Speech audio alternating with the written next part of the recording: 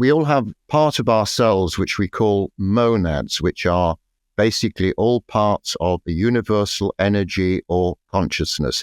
Each monad puts down part of itself into each of our lives. Our higher selves consisting of higher mental faculties, our wisdom, intuition, and our spirit. This is what connects us. Everything and everybody has part of that spirit and connectedness to everything else. And this is what basically unites us. Unfortunately, we tend to lose sight of this. We don't recognize the fact that this is the case. Most people don't know this is the case. They talk vaguely about a soul. But souls in that sense are composite of various things. But the most important thing about them is their connective part to other monads and to the universal energy which exists everywhere in the cosmos. Welcome, everyone. I am Ann Kelly. With me, the beloved Tim Wyatt. Hi there, Tim. You look so dapper today. How was your week? Well, I've had a very interesting week, and I've been very, very busy trying to work on this particular script for a new film, and it's proving very difficult to reduce 15,000 words to 5,000 words in a nutshell. But it's been a wonderful week. And it is an esoteric project as well. Can you tell us a little bit about it, or is it secret? Well, it's a bit secret, but it's also about secrets because it's an esoteric history of the world. Tried to shoehorn all this into 60 minutes, and it's not proving very easy, covering 6 million years. Well, more than that, actually, 150 million years in 60 minutes. It's been defeating so far, but I will triumph and prevail eventually. Don't worry. Yes, you will, because if anybody can do it, you can do it. And I am very proud of you. The esoteric history of the world from the very beginning of time, 1 hour. And I think you have to cut some of that hour. So it's about 45 minutes, probably. I'm really looking forward to that. And you've got a lot of fans here. Listen, Tim, we've got over 6,600 subscribers on YouTube, which is great. We've got healthy download numbers, and we've got brand new subscribers every week. And every week we learn a little bit more about what to do and what not to do. Mostly what not to do, but we are getting there. It's still a baby brand new podcast, but we want to say thank you to our viewers and listeners, especially Liziane. She writes, I can't have enough of you both. Thank you so much. I love this podcast. Thank you, Liziane. Isn't that sweet? And also, wait, JR says, look, my favorite channel. Where can I see you two live? We should go live sometimes. That's a big thing. Maybe we should do that. Go live over on YouTube, maybe. And our beloved Jonathan Douglas, Oak Apple Studios, every week he gives us a super thanks. Last week it was $15. He writes, I love you all to death. And we say to you, Jonathan, you are to die for. Thank you so much. He's a beloved student on the path, and he's always so generous. Thank you, Jonathan. And John G. writes, actually, he gave us $20 last week, which is fantastic. Thank you, John. He writes, thanks for the great show. When I look around and I think, what does our world need most right now? I think it's your message right here at That Death Show. And John also said about Tim's latest documentary, which hit in the summer, and it's available for free to watch here on our YouTube channel. It's at That Death Show. The movie it's the documentary. It's called The Myth of Death. John said, it was really well produced, and you don't need any existing knowledge to understand what Tim is unpacking there. Everyone should check it out. I really didn't think when I watched a movie about death that I'd come away feeling good. So I think that's a good testimony. If you want to watch it, it's free. Check it out on our YouTube channel. And a huge shout out to Theosophy Station, which John runs over on Instagram. Fantastic work done there. And then Chris Sheridan, listen to this, Tim. He says, I'm really loving these discussions. The chemistry between you two. Tim, we have chemistry. What do you think of that? Well, no one's ever described me in chemical terms before, but there's a first time for everything, I suppose. Well, I really do spend more time with you in the editing studio, listening to your voice and seeing your face than any man I have in probably my life. And he says the chemistry between you keeps things interesting and compelling. Thank you to you both. And that is Chris Sheridan. Again, he's our beloved Hollywood long-haired rocker. He's a guitar player, Tim. And the band was called Sweet Savage. And I'm surprised I didn't run into him back in the days on Sunset Boulevard, at the Whiskey, the Roxy, and all that, the epicenter of long-haired rock and roll. He now hosts the Inner Life podcast, and he's the author of The Spirit in the Sky, a memoir. And I believe he's won an Academy Award for one of his short films. I may be incorrect there, but if not, it's such a small podcast, no one's going to check me on that. But I think he did. He also survived a plane crash, and he spent over half of his life in a wheelchair. He's got a very powerful, sacred story to tell. We're going to have him here on That Death Show with us at the top of the year, hopefully. He's worked quite closely in the Manly P. Hall Philosophical Research Society, and his indie. I cannot wait to hear it. Thank you, Chris. So week after week, Tim and I do our best to help illuminate the path beyond death. We try to offer comfort, understanding, and confirm that we are indeed eternal energy. Death is not the end, but a transition to a new beginning. So last week we touched on esoteric science's explanation of what the soul is. What is the soul? We talked about that. That's in episode 8. Today, Tim and I will dive into death and life. It's all part of the same cycle. So before we completely dive in, Tim, as we talk about the cycles, I'd like to hand it over to you and Lectra.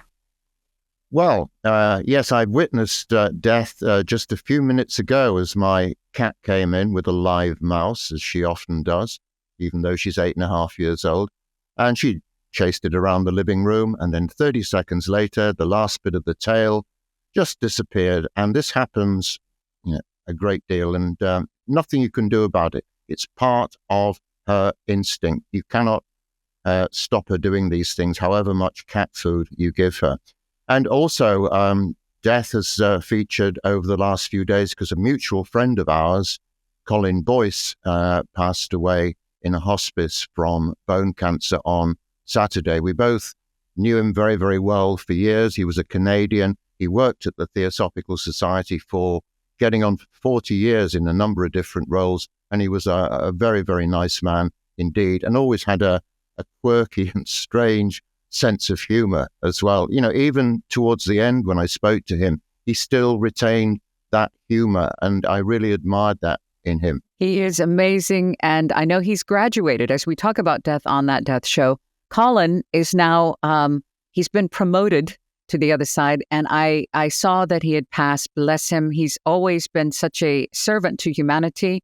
I hope he realizes what a powerful difference he made for all of us. For me, he was the very first experience with a human being inside the Theosophical Society. He signed my little cardboard card and took me in this dusty old library and opened this big book. And he was my very first experience with the TS, and all of us are going to miss him. There were hundreds and hundreds of people loving on him on Facebook and sending love to his friends and family.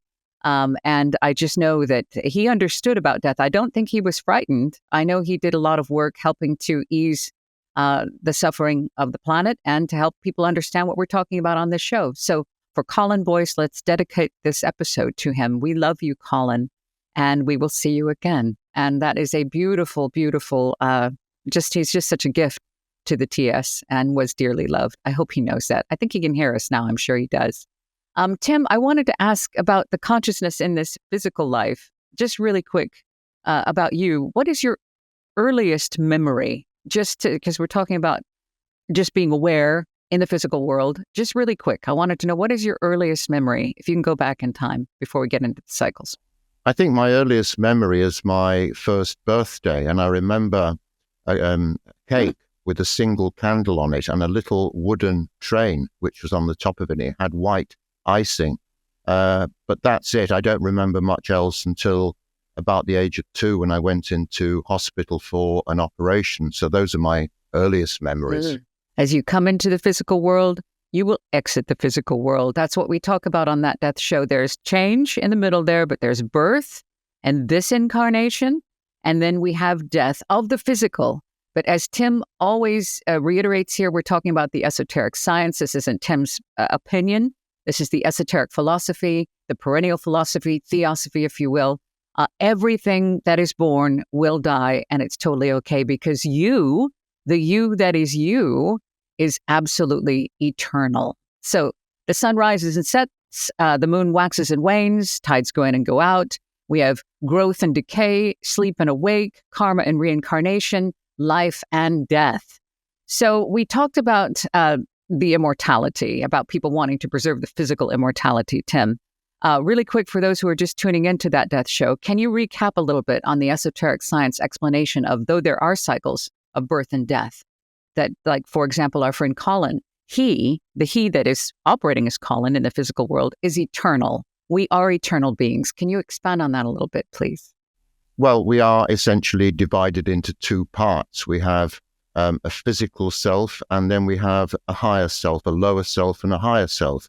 We have a personality, which is our body, our emotions, our thoughts for a particular life, and we relinquish all that when we die. But a higher element of ourselves, our higher selves, which consists of our higher mental abilities, our wisdom, intuition, and our connection to that universal spirit. This effectively is the soul, and this is the one that marches on and on and on from life to life, but taking on a new personality each time. Colin Boyce, the Canadian that we knew in this life, he might be a woman from a very different country. He might be very rich, he might be poor, he might be anybody. Depends on the needs of his soul to evolve. Yes, and what we need to learn. And I think a lot of people getting their head around that is thinking, one, most of us don't want to come back. People are saying, I do not want anything to do with that. Life is too difficult. There's too much pain. But the part of Colin that is eternal has nothing to do with his name, his accomplishments, his work, his job, his family. He might reincarnate with some of his family. They say you reincarnate in groups, correct? Sometimes? Sometimes, yes. Well, in many cases, there seems to be strong evidence that people belong to soul groups and they constantly reincarnate in different roles. Whether that applies to everybody, I have no idea. So it's not just humans. Everything is cyclical. As we talked about last week, everything has consciousness, or say soul. Could I say soul, that everything has a soul because we're all part of the same thing, correct? Yeah, everything has a soul, even members of the mineral kingdom, rocks and diamonds. Each atom in that is ensouled, as indeed everything is in the universe. Everything is connected as well. And as science is beginning to catch up, I was watching Neil deGrasse Tyson. I think I'm saying that right. I hope I got his name right. He was talking about the electrons and the space in between the atoms, and their science is starting to look at this energy. Everything is energy. I think that might be easier for people to get their head around instead of thinking everything is connected, but it doesn't look connected. Well, it's energy moving at different vibrations, so we are all connected. So everything is cyclical. It's not just the little list that I named, but can we talk about the universe is cyclical as well, breath in, breath out. They talk about the Big Bang Theory. Can we talk about that a little bit, about how this universe is not always going to be here? Can you expand on esoteric science's explanation of that, please? Well, in her book, Cosmogenesis, part of The Secret Doctrine, Madame Blavatsky outlines this vast system in which, to put it simply, worlds are in manifestation and then take on other non-physical forms. And this goes through great big long cycles, which are far, far longer than the 13.8 billion years that the universe is said to have existed for since the Big Bang. Incidentally, the Big Bang was invented as a pejorative term by an astronomer called Sir Fred Hoyle. It was a term of ridicule which has come to be adopted. Sir Fred Hoyle went to the same school as I did, but not at the same time. Oh, I didn't know that. That's interesting. Yeah. When you say he came up with it as, what was his, was he trying to explain when things first came into, like we call it the Manvantara and the Pralaya. The Manvantara is the breath out of creation. The Pralaya is a period of rest where there is nothingness, but it's not nothingness because it will become again. What is the Big Bang? To me, it sounds like possibly them trying to identify the moment of this particular creation of this particular universe, this incarnation. Well, yes, and who's to say there was only one Big Bang? Maybe it's just a regular occurrence. Sir Fred Hoyle and his colleagues believed in a theory called the steady state theory, where the universe had always existed. It was infinite, eternal, etc., which also ties in with the secret doctrine, with the esoteric ideas. And basically what it means is that worlds appear and manifest in physical or other forms, and then they are in periods of what we call obscuration, periods of sleep. So it's basically sleep and activity. And who's to say that the Big Bang, if it exists, if it did exist, is the first and only one? And who knows what might happen? The universe is said to be expanding via something which they call the redshift, which I don't understand at all, but it's said to be expanding. And this is how they've managed to date it to 13.8 billion years. But it's got to be older than that, because we're understanding with our limited human physical consciousness in our science. So I'm sure there's more to our story. Every year we learn there's more to our story. But understanding the cyclical nature of the cosmos, of which we are a part.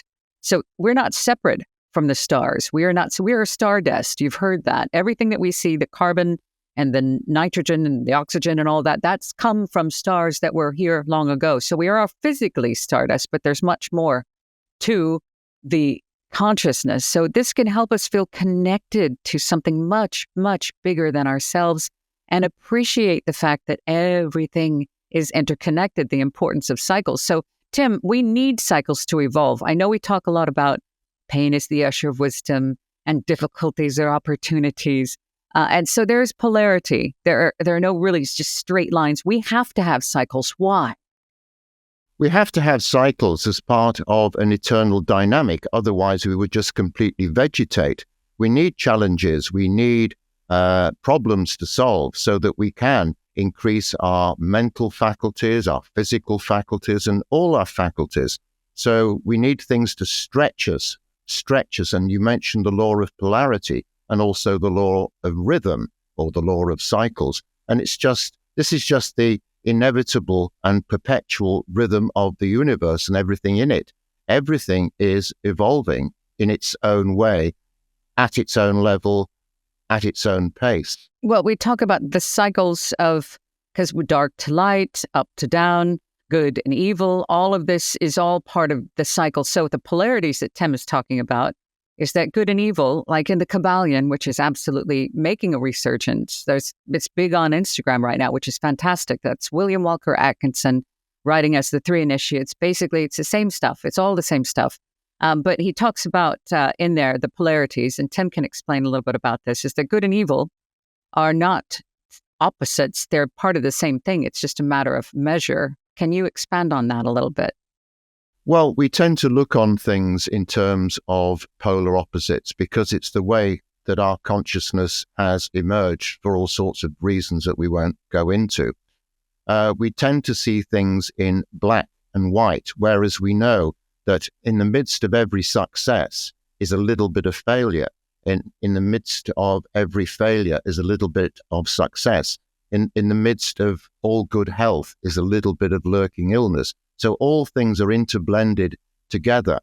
When we talk about the law of polarity or the law of rhythm, what we mean is that things can only go so far in one direction, like a pendulum, and then it has to, inevitably, because of its dynamics, go back the other way.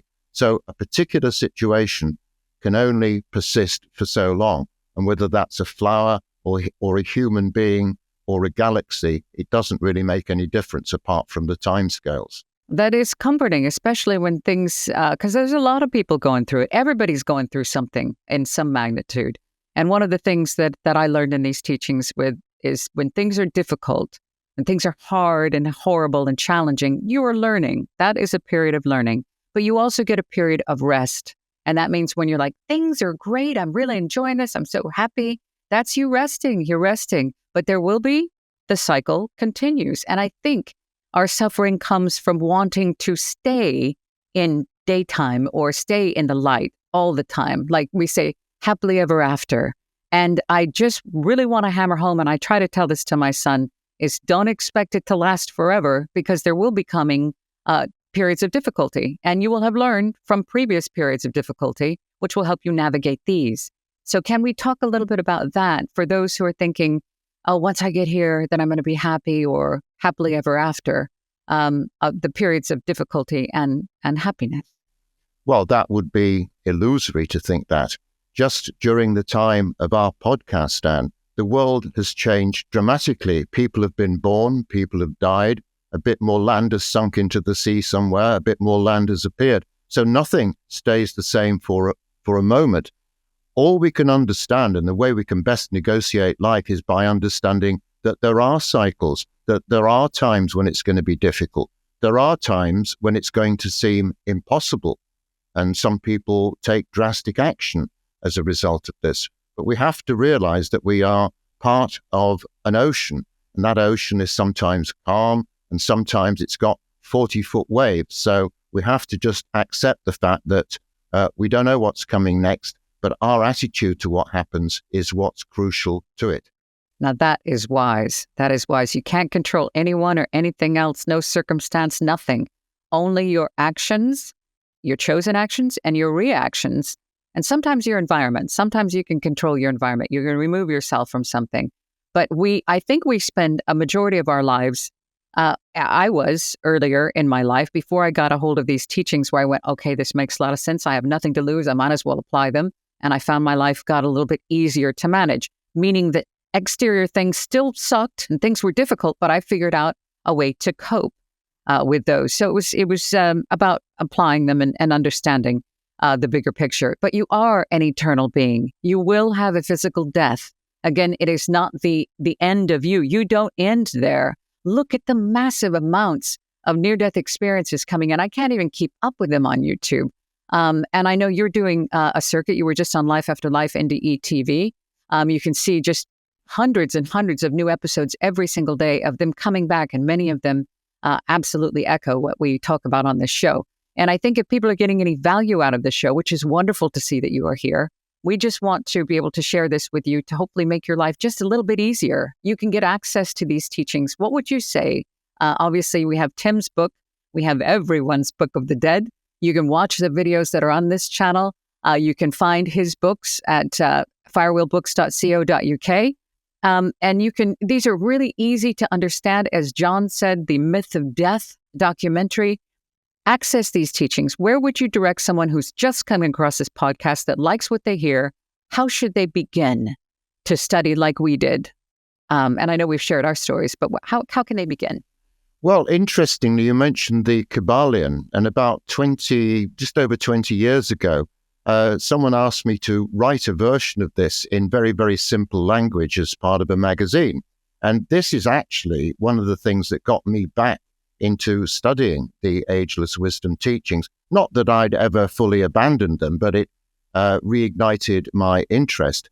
And the Kybalion, it essentially explains 7 laws, the laws of mentalism, polarity, rhythm, etc., etc. It's not a long book, very easy to read, and I would recommend that thoroughly, because in an hour or so, you can absorb the essence of what these teachings are all about.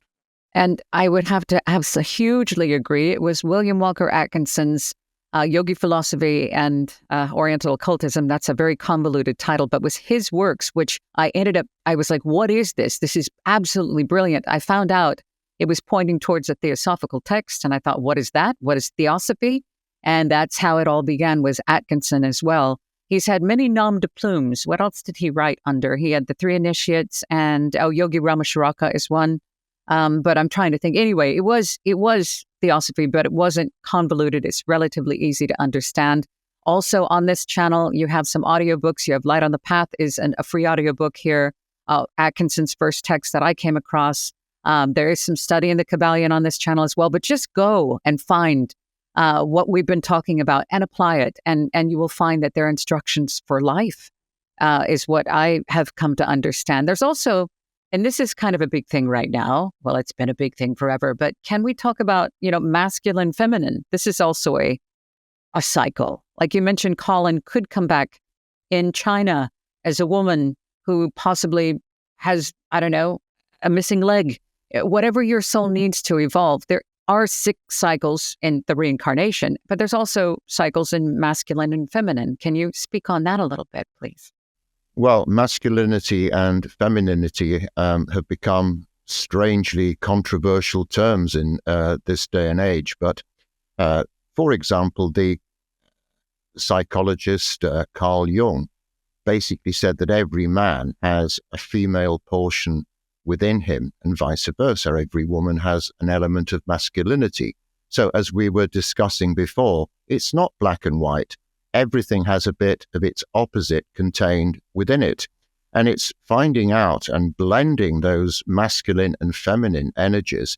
It's not having a superiority of masculinity or femininity, because we've seen that this doesn't work. Having superiority of one over another is a cosmic impossibility. You can only do it for so long. Ultimately, you have to harmonize what appear to be opposite and opposing energies. They're not. They're just part of a single energy, and they are the polarity, just the way that electric current flows from positive to negative. That is gorgeous. Thank you very much for sharing that. So I think it is a spectrum. To me, it feels like a spectrum, and it could be, just a mass. Everybody could have a little bit of something in between there. So there's really no way to say absolutely this and absolutely that. I also have said previous conversations with Eddie, and I've talked about it on my stuff, is that way back in the day, in the earlier incarnations of mankind, we were both sexes, were we not? Yes, in the first and second and partway through the third development groups of humanity, which in Theosophy they call root races, we didn't have physical bodies, and we reproduced by splitting or budding later on.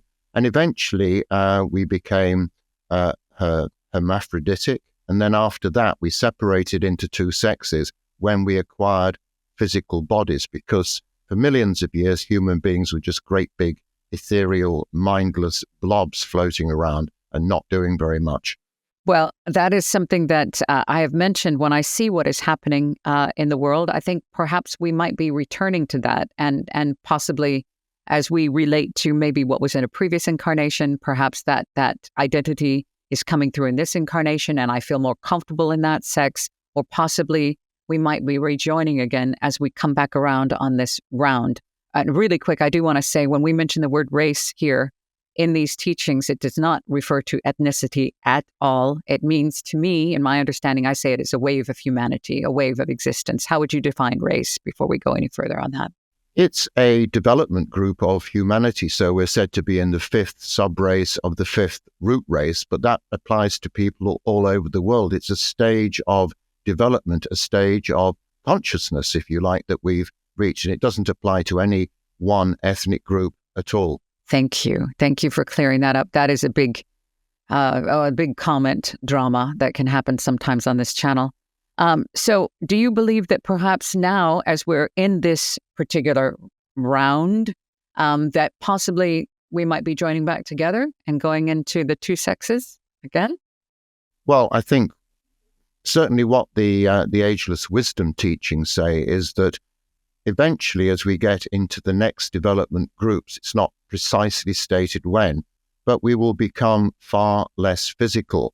And so by the end of the cycle, at the end of the seventh root race, as we call it, or development group, human beings won't have any physical aspects to them at all. And on the way, it may be that as we become more ethereal and don't have physical bodies, we will no longer reproduce sexually the way we do at the moment. It's said that we will have a power which in Sanskrit is called Kriya Shakti, which means creating by mind alone. So, the dating agencies and all the other accoutrements of male-female relationship will disappear. So, people will have to think about business models for the future. Actually, that's fantastic. I hope if people with open minds are listening to what we're talking about, this is all very, very hopeful, and it gives much, inspiration for the future. And thank you for sharing that. That's some of the stuff, to touch on it. There's going to be people that are there might be a backlash, but just listen to what we're saying. It isn't just coming from us. We are students of the ageless wisdoms. We apply them in our life, and we want to get them out there and share them with you. You are an eternal being. And as you were saying the words human being, you are being a human. You're literally, I remember the first textbook I had when I studied with the Theosophical Society was Man is the Universe in Miniature, or whatever. It was Joy's book, I think it was. Does that make any sense? Yeah. So I was thinking, man is the universe in miniature. You're being a human, but you are all consciousness. You are being a human now and observing in your little meat suit, but you are all that is your spark and a piece, like rays from the sun. So can we touch on that? Esoteric science talks about that. We're here only for a moment in these physical bodies, but the us that is us is eternal, and we are being human. We are not human beings with a soul. We are the universe having a body for a moment. That's the ultimate cycle. Okay, let's put it very simply. We all have part of ourselves which we call monads, which are basically all parts of the universal energy or consciousness. Each monad puts down part of itself into each of our lives. Our higher selves, consisting of higher mental faculties, our wisdom, intuition, and our spirit. This is what connects us. Everything and everybody has part of that spirit and connectedness to everything else. And this is what basically unites us. Unfortunately, we tend to lose sight of this. We don't recognize the fact that this is the case. Most people don't know this is the case. They talk vaguely about a soul. But souls in that sense are composite of various things. But the most important thing about them is their connective part to other monads and to the universal energy which exists everywhere in the cosmos. It's comforting. And it's also, I remember when I first came across it, I thought, I don't even, I've been looking for this for so long. I don't even know what to think. I just want more. I was an insatiable student. And I just am so grateful to be a part of this podcast. I can't believe a half hour has already blown by. Remember that change, loss, and death are the biggest fears, but there's nothing to fear because it is the ultimate cycle. You're born, and then what's going to happen is that you are going to die. And that is okay. It is not, as Tim says, fatal, final, or permanent. So before we go, Tim, is there anything you would like to cover that we might not have touched on today about cycles? Well, basically, life goes on forever in different forms, in physical form and in non-material form. And in fact, as human beings, we probably, having reached a particular stage of evolution, we probably spend more time out of physical form than we do in it, because we may have many hundreds of years between lives. We may reincarnate quickly. It depends upon our circumstances, our degree of development, and what our soul actually needs. Maybe the soul needs to rest for a long time between arduous lives. Maybe it needs to come back quickly. Depends on individual people's circumstances. I know we can't get it done in one lifetime. I do not know how you could possibly evolve in 50 years, 80 years. You are an eternal being having a human experience, and death is coming to all of us. It's not a tragedy, though. It doesn't have to be scary. It is a guarantee. And as we talked about, we are closer to death now than we were when we began the podcast. So it's okay, though, too. And please, please, please check out on that Death Show YouTube channel. Tim does have a movie, a documentary as well, called Cycles of Eternity, and the book, which is available at firewarebooks.co.uk. And remember, you don't have to have a near-death experience to gain the wisdom earned there. And Myth of Death, don't forget, it is winning film festivals, winning notoriety at film festivals all over the globe, and from Theosophy Station on Instagram.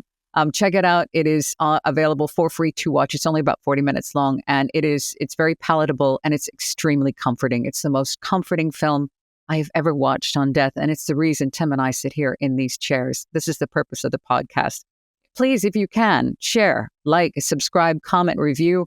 Help us reach more people so that everyone can have access to the ancient wisdom, the ageless wisdom, the timeless wisdom that we discuss in these podcasts. It will change your life. It changed ours. We are here to be of service. So next week, Tim, I think we're going to have some singing and dancing. It's going to be the Christmas special, the That Death Show Christmas special. You want to tell them what we're going to do? We're going to be on Christmas Day.